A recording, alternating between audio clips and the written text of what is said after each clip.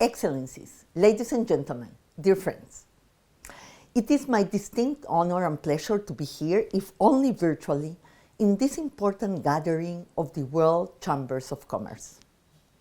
If you allow me, I want to start by extending my sincerest appreciation to Mr. John Denton, a dear friend, whose commitment to open, inclusive, and rules-based commerce is truly unparalleled.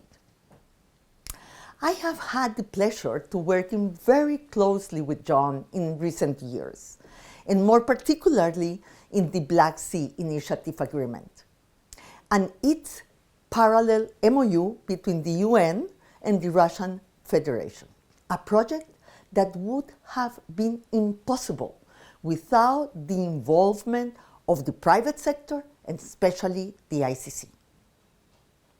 Last month, the Black Sea Initiative marked the crucial milestone of 30 million metric tons of grain exported from Ukrainian ports in the middle of a food crisis and in the middle of a war. Since we all struggle with big numbers, let me put them in perspective. 30 million metric tons of grain is the equivalent of more than 100 trillion calories, or enough to feed 1.6 billion people, 1/5 of humanity for a month. In bureaucratic language, the Black Sea Initiative is a multi-stakeholder endeavor. I prefer to call it something else. For me, it is a testament to society's shared goals and duties, and a proof of 3 important points that I want to raise in this panel on raw materials and inclusive international trade. The first point is that trade is especially important for the most vulnerable countries in the world. There is simply no exaggeration in saying that when trade does not flow, people do not eat. This is an important point to take home in a time of increasing geo-economic fragmentation. We need one global economy, one trading system. It takes a world to feed a world. My second point is that raw materials aren't just commodities, but catalysts of growth and development. Leveraging these resources has the potential to uplift developing countries and connect them to global markets.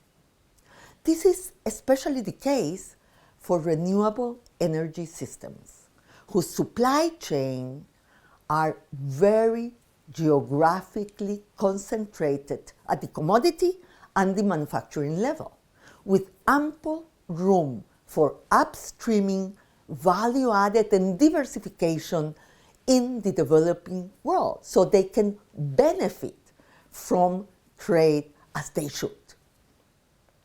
My third and final point is that the raw material sector is not just about extracting resources. It's about extracting potential.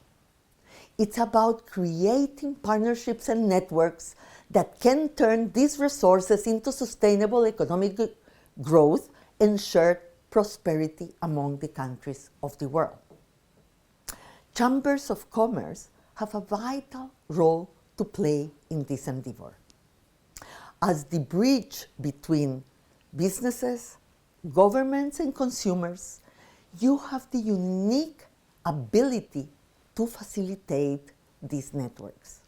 You can advocate for fair trade policies, drive investment into developing nations, and most importantly, cultivate an environment where these countries are seen as partners, not merely as suppliers.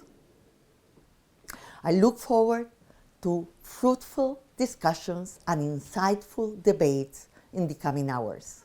Together, we can, and if we have the necessary will and commitment, we will make a difference.